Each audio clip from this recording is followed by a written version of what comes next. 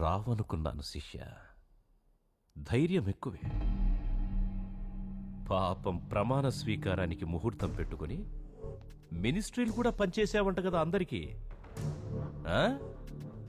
ఇది నీలాంటి బచ్చాలాడుకునే బొమ్మల కొలువు కాదురా, మాలాంటి అయాళ్ళుండే సభరా. మీరెందుకు ఇలా చేశారు?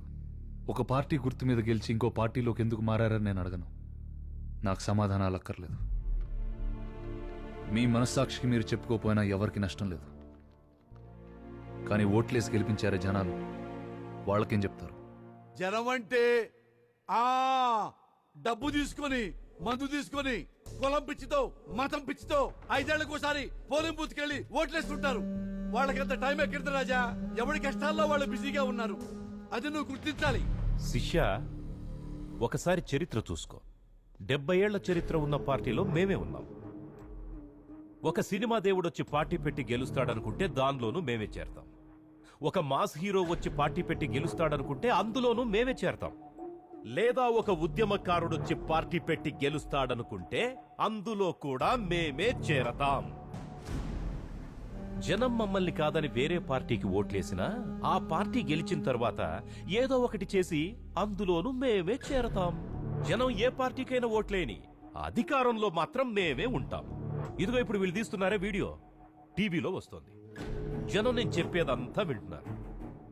ఏం పీక్తారయ్యా మమ్మల్ని? జనాల్ని బందిపోట్లల్లో దోచుకు తింటాం. ఏం పీకుతారా? అంతేనా?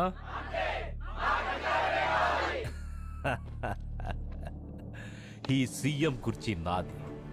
ఈ కుర్చీలోంచి నన్నెవ్వడూ దించలేడ్రా. ముఖ్యమంత్రి, ముఖ్యమంత్రి, ముఖ్యమంత్రి, ముఖ్యమంత్రి. హలో సార్, కుర్చీలాట్లో తోచేసినట్టున్నారు. కార్ దాకా రానా? ఎంతైనా మీ ఫేవరెట్ సెక్యూరిటీ ఆఫీసర్ని కదా. ఇంత జరిగే కూడా నీకు ఇంకా అర్థం కాలేదా? కుర్చీలాడు క్లైమాక్స్కి వచ్చింది, ఇల్లాడి కాపలవే. ఎందుకంటే ఆయన జోగేంద్ర. అన్న లోపల ఏం జరిగిందన్నా? ఏం జరిగిందన్నా? ఏమైందండు? వీళ్ళకి ఇలా చెప్తే అర్థం కాదు, అర్థమయ్యే భాషలో చెప్పాలి. రే రవి అన్నా